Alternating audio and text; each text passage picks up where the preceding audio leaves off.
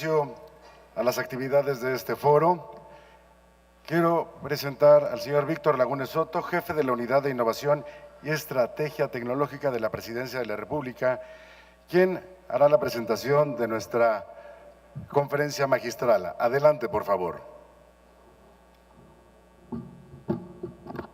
¿Qué tal? Muy buenos días y muchas gracias por haberme invitado. Para mí, como ingeniero y como tecnólogo, este tema es uno que he vivido y hemos vivido dentro de los equipos que manejamos tecnología y seguridad en gobierno y fuera de gobierno, uno prioritario. Es con gran orgullo y gusto que veo que ya está alcanzando un tema de prioridad, un nivel realmente alto en la agenda de nuestros titulares. Por ello, realmente agradezco la invitación. En octubre 22 del 2016, un banco brasileño tuvo un ataque cibernético. Se editaron 36 registros de su DNS en el cual se enruta toda la información de todo el banco a un clon, un phishing global. Se mantiene control del banco alrededor de 6 horas. No se sabe el daño todavía monetario causado por esto. En junio de este año, Equifax, me supongo que ustedes conocen muy bien la institución, un hackeo masivo que vulnera la información de más de 150 millones de usuarios, información financiera, completa, total. Esta organización se dedica a hacer estudios de historial crediticio. Febrero del 2014, casa de cambio Mt. Gox en Canadá, una casa de cambio especializada en el intercambio de bitcoins. Un hackeo vulnera y extrae 450 millones de dólares en bitcoins. El bitcoin baja de valor de unos 1,200 a unos 400 dólares ese día. Hoy se encuentran en más de 2,000 dólares. Junio del 2016, GovMX, nuestra plataforma, más de 1 millón de visitas únicas diarias en algunos días. Un ataque volumétrico de negación de servicio mantiene la plataforma abajo 45 minutos. Podríamos decir que no tenemos la tecnología adecuada o que no tenemos el talento adecuado, pero 3 meses después un ataque masivo vulnera y doblega las infraestructuras de Amazon, Spotify, GitHub y Twitter al mismo tiempo. Por ello, de verdad, agradezco al secretario Mid, a Jaime González, el presidente de la Comisión Nacional Bancaria y Valores, y al subgobernador del Banco de México, el licenciado Díaz de León, por su liderazgo organizando este evento.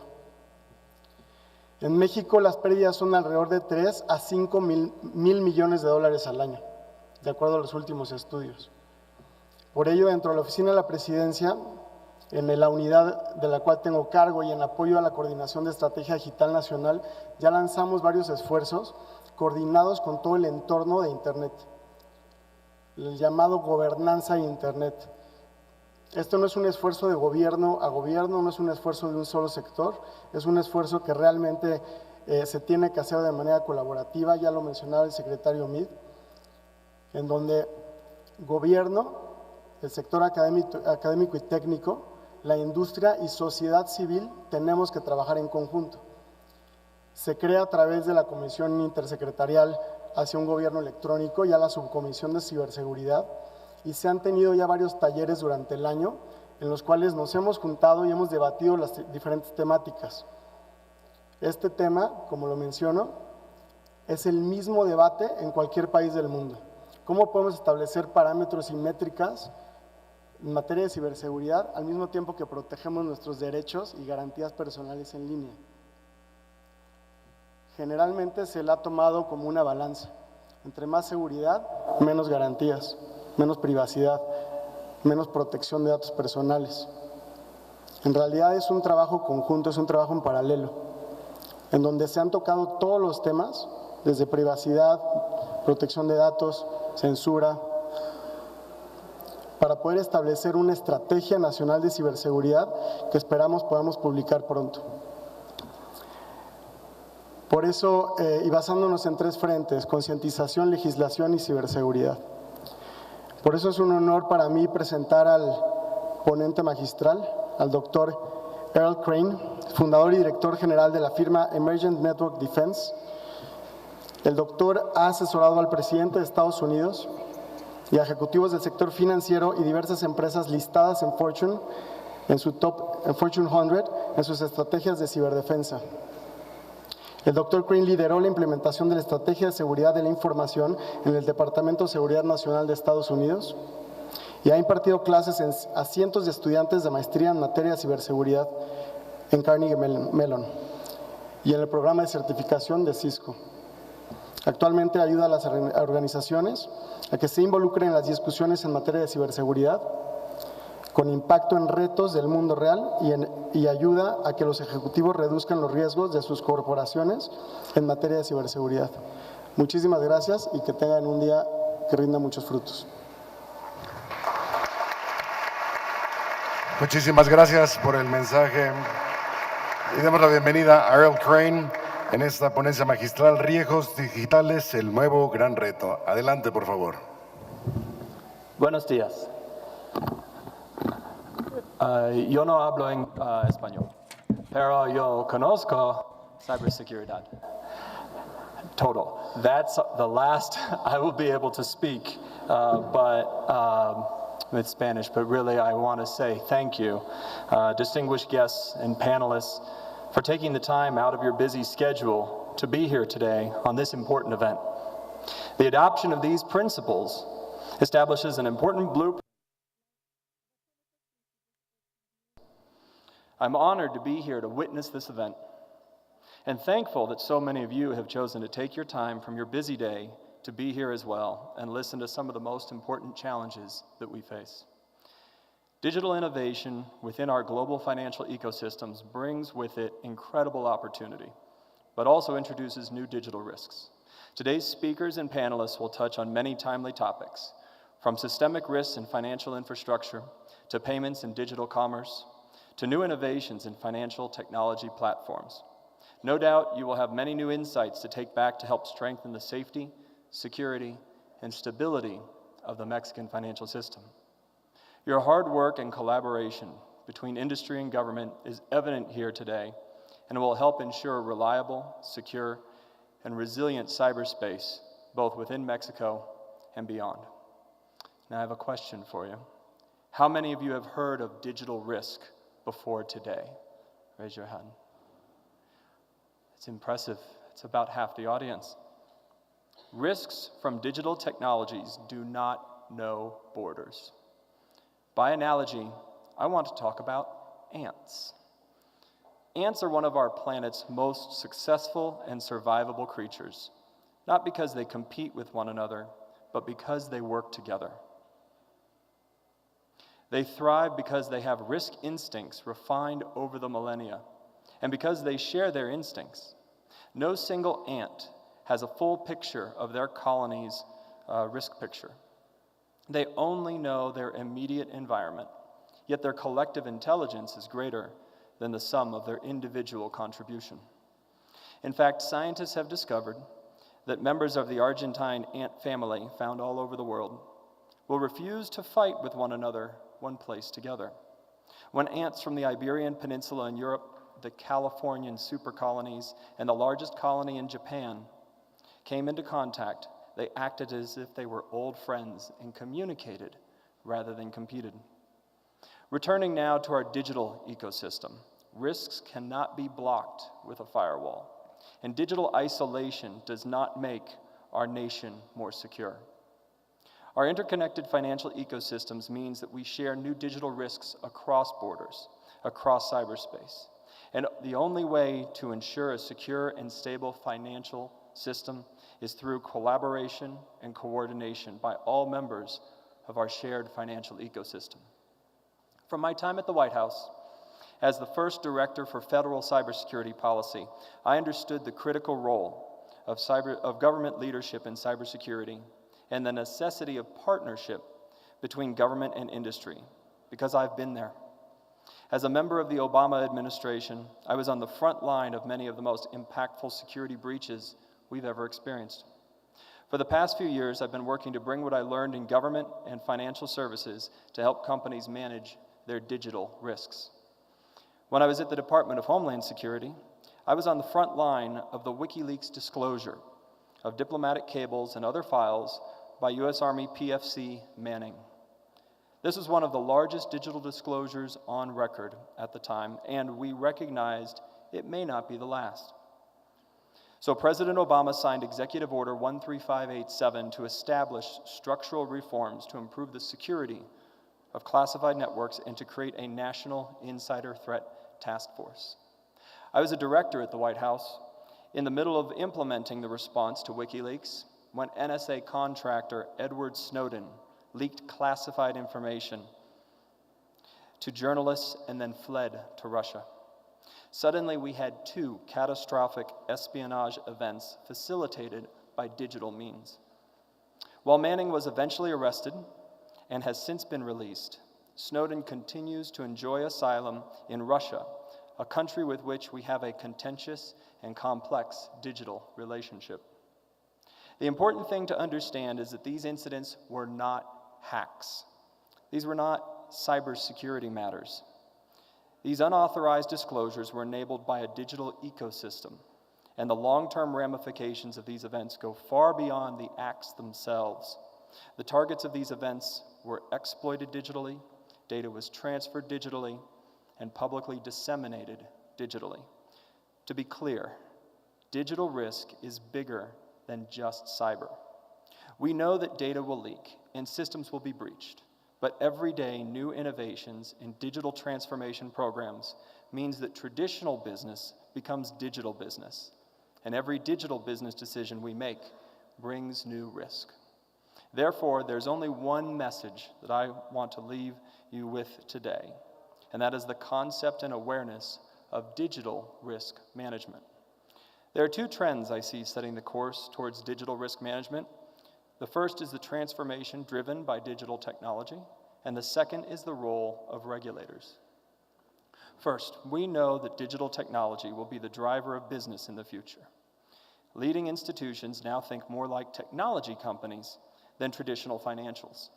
For example, mobile banking and payments are revolutionizing how customers, retail customers as well as business and institutional clients, interact with their money and with the financial system. Financial institutions have implemented digital transformation programs that bring technology to the forefront of their business operations, though they may have done so without considering the risks they introduced. Adopting new technology inherently means that financial institutions must accept and manage a larger appetite for digital risk.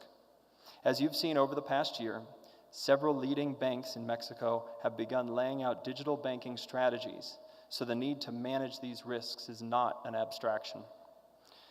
The challenge is that digital transformation introduces greater risks. I think this is an important discussion point. We can elevate the conversation beyond just technology to highlight that banks must take into account increased business risk when they drive adoption of cutting-edge technology.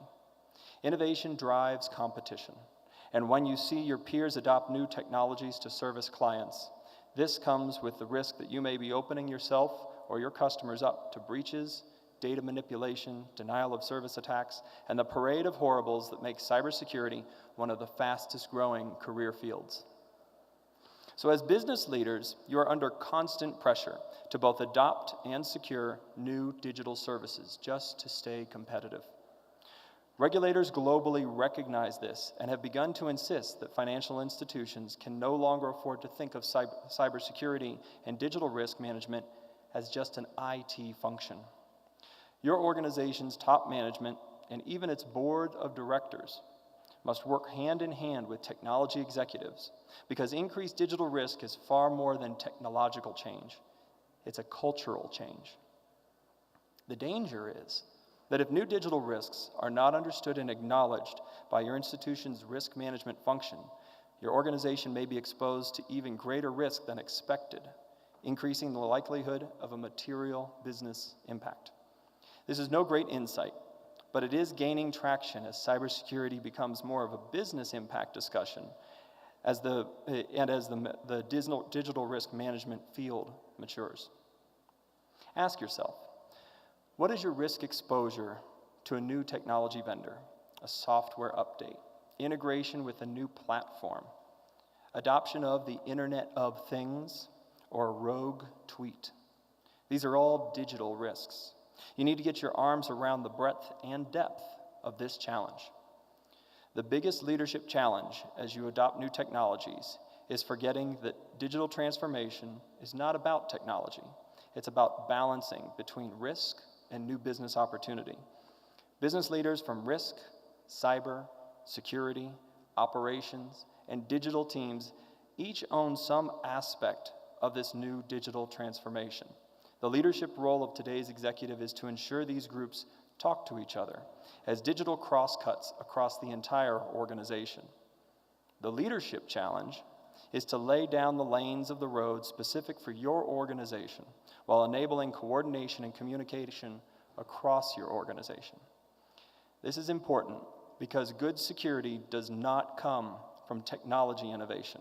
It comes from better risk management of technology, both legacy and bleeding-edge technology, and ensuring basic cybersecurity best practices are in place.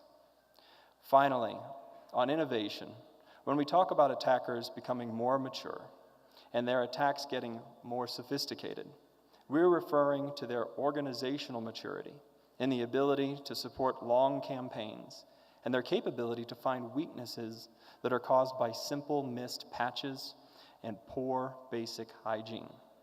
The reality is that most digital business losses today are caused by simple errors, failures in basic cybersecurity hygiene, not by the latest zero-day attacks and new threat vectors.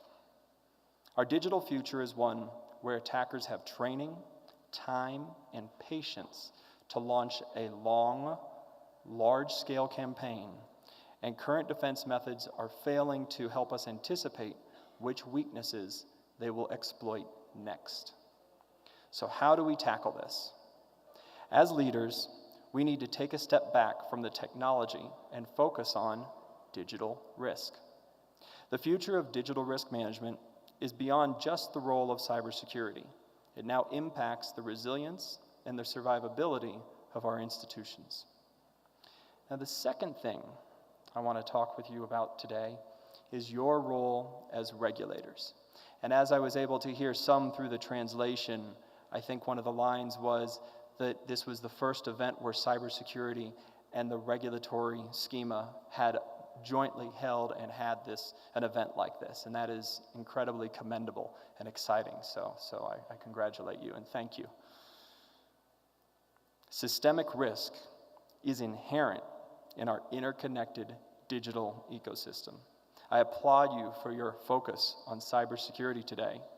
This is exciting and necessary, but as all of you have heard, cybersecurity is a journey, not a destination. There's so much more we have to do. As regulators, you need to stay at the forefront of innovation. You need to be able to support and have oversight of your regulated institutions. There's no doubt that financial regulators around the world are deeply concerned with the impact of emerging digital risks on the stability of their nation's banking systems. I'm sure you have watched with interest as governments and regulators in many nations across regions have worked to develop frameworks and guidance to manage these risks. Other nations, in turn, are paying attention as Mexico prioritizes cybersecurity as a national concern. Given Mexico's status as the second largest economy in Latin America and a vital trading partner, your actions have impact. In our interconnected world, we are all in this together, and we ultimately need to work together in order to uphold high standards and respond to changes in the evolving technology environment. It's worthwhile, I think, to take a moment to review just some of the initiatives that official bodies, including governments and organizations that foster intergovernmental coordination, are undertaking to address these profound changes and the risks they present. At the international level, for example, we saw the Group of 7 finance ministers and central bank governors issue the G7 Fundamental Elements of Cybersecurity for the Financial Sector a year ago this month. The goal of this initiative was to help banks tailor their cybersecurity approaches to their operational and regulatory environments. In addition, the Financial Stability Board, which monitors and makes recommendations about the global financial system, has highlighted the need to monitor cybersecurity exposures arising from financial technology and to identify the supervisory and regulatory issues from a financial stability perspective. Other international bodies, including the Committee on Payments and Market Infrastructures, the International Organization of Securities Commissions, and the International Association of Insurance Supervisors, have either issued guidance or taken other steps to raise awareness of the challenges presented by cybersecurity exposures. Of course, nations continue to pursue their own agendas as well. Our efforts in the United States demonstrate our deep commitment to collaboration and the work required to manage cybersecurity as digital transformation efforts accelerate. For example, President Obama's 2013 executive order on improving critical infrastructure cybersecurity galvanized support for creating a framework for improving cybersecurity. The result was a cybersecurity framework by the United States National Institute of Standards and Technology, which was unveiled in February 2014 after extensive collaboration with industry, government, agencies, and academia. The NIST framework is not the only one available, but it has emerged as a pace setter among cybersecurity frameworks. In addition, U.S. banking regulators continue to turn their attention to cybersecurity guidance and rulemaking. In October of 2016, 3 U.S. federal bank regulatory agencies jointly issued an advance notice of proposed rulemaking that aims to strengthen the ability of large, interconnected financial companies to prevent and recover from cyber attacks. The government of Mexico, of course, has its own initiatives underway, including efforts to align separate supervisory schemes for banks and insurance companies. Lastly, as a matter of mutual interest for our 2 countries is the modernization of the North American Free Trade Agreement, which presents an opportunity to address digital trade barriers like data localization, the transfer of source code, and the adoption of voluntary, standards-based cybersecurity norms. I hope all parties to the trade agreement recognize the importance of international alignment on cybersecurity frameworks, standards, and processes to streamline cross-border trade. As regulators, you have a role to review the industry for systemic risk, especially those unintentionally introduced that can only be identified industry-wide. As I discussed earlier, poor cybersecurity can introduce systemic digital risk across all interconnected systems. An important regulatory role is to view the systemic risk introduction due to risk management weaknesses. So we need to turn our attention from what are the latest cyber attacks to what are our greatest digital risks. We've made great strides as a community in communicating the importance of cybersecurity, as you've heard some of that already today, and you will continue to hear so. But we are still challenged in communicating business impact from a digital risk perspective, because the rest of our business colleagues are not experts in cybersecurity. Cybersecurity efforts get confused with compliance or a checklist exercise that has no meaningful impact on improving security. Prescriptive programs like a compliance checklist certainly will not help an organization identify the most important risks that they need to address. Leadership frequently does not understand cybersecurity, let alone the broader considerations of digital risk.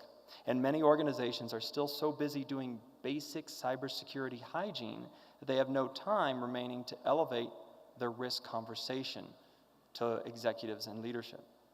What really matters to an organization is revealed in their budget allocation. As regulators, you know this is where institutions really make decisions about what matters to them from a digital risk perspective. Digital risk leadership may come from a chief information security officer or a chief risk officer or a chief digital risk officer. Whatever the role, digital risk leadership should have some common characteristics. Firstly, they need to possess the ability to create the right policy, procedure, and technology strategy to balance the ease of use of digital services while ensuring data protection. Second, they must have expertise to manage and mitigate the impact from a catastrophic cyber attack.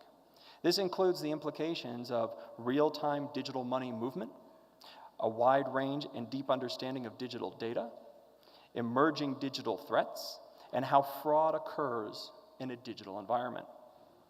Third, they need to enable the first line of defense with tactical risk ownership and risk reduction actions, and the second line of defense with strategic risk management and organizational governance and oversight.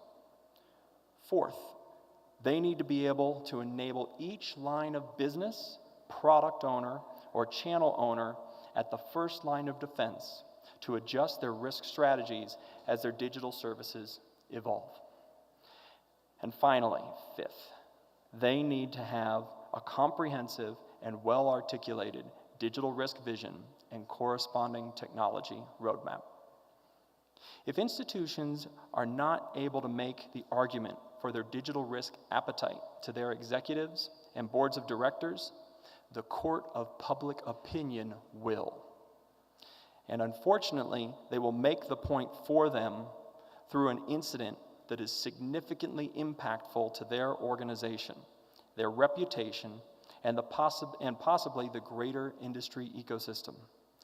Then it will only be after a public incident that impacts their reputation that leadership will pay attention.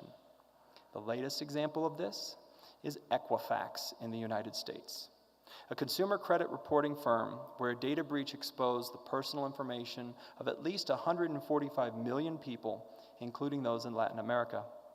To no one's surprise, senior executives, including the CEO, Richard Smith, have lost their jobs, lost their compensation, incurred lawsuits, and have been hauled before Congress as a result of this breach. What has been a surprise is how ill-prepared Equifax was to mitigate their digital risk. The cause of this data breach has been ascribed to a known vulnerability in the Apache web server. However, the business vulnerability that led to this breach goes much deeper. Equifax lacked clarity around their digital risks, leading to a weak digital risk management culture. The Equifax digital risk culture was apparent when former CEO Smith took responsibility as the chief executive, but placed the culpability onto a single IT technician for failing to install a patch. A forward-leaning organization with fully engaged executives would have had a more mature digital governance program and risk visibility over their digital risk exposures. Business decisions would have been made in the light of risk intelligence, and the business leaders would have been more engaged. Digital risk management requires a paradigm shift in our risk cultures, and it can't be a burden left just to the CISO. It is your role as a regulator to help support your institutions, to elevate the digital risk management conversation. Regulators need to ensure that leadership engages from the utmost levels, and they hold business units responsible for taking too much risk.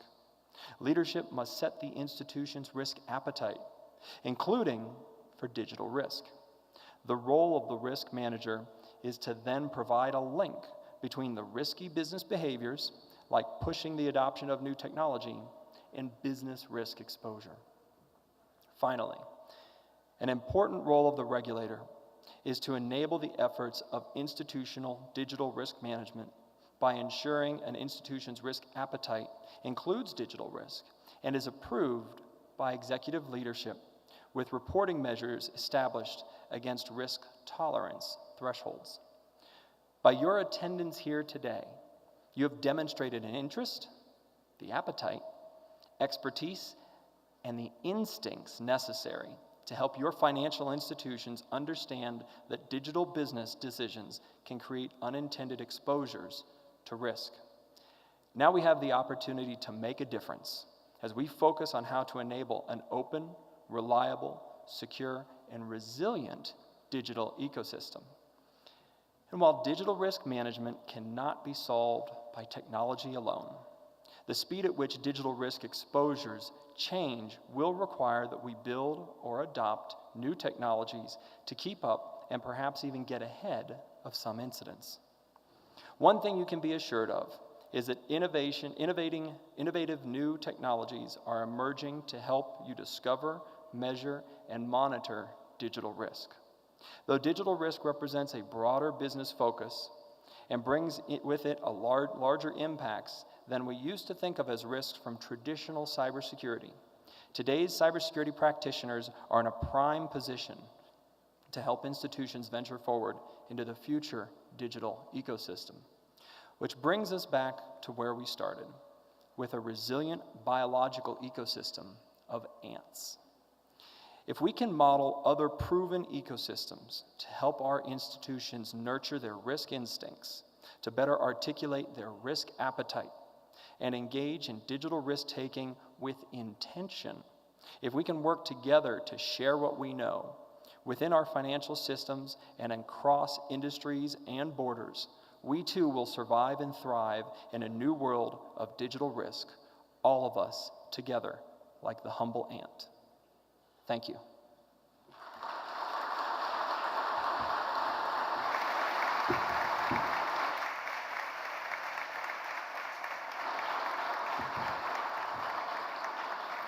So we have 15 minutes to break. If someone wants to tell me, do we want to do questions or what would you like to do next? I'm happy to take questions. Parece que no hay preguntas, entonces tendremos un receso de 15 minutos. Agradecemos So we mucho will esta have a ponencia. 15-minute break. Thank you El very señor much Earl Gray, for muchísimas gracias Mr. y Earl Gray. sigan teniendo un And maravilloso let's día en continue having este a foro de wonderful day in ciberseguridad. the Muchísimas Cybersecurity gracias. Forum. Thank you. Thank you very much. Thank you.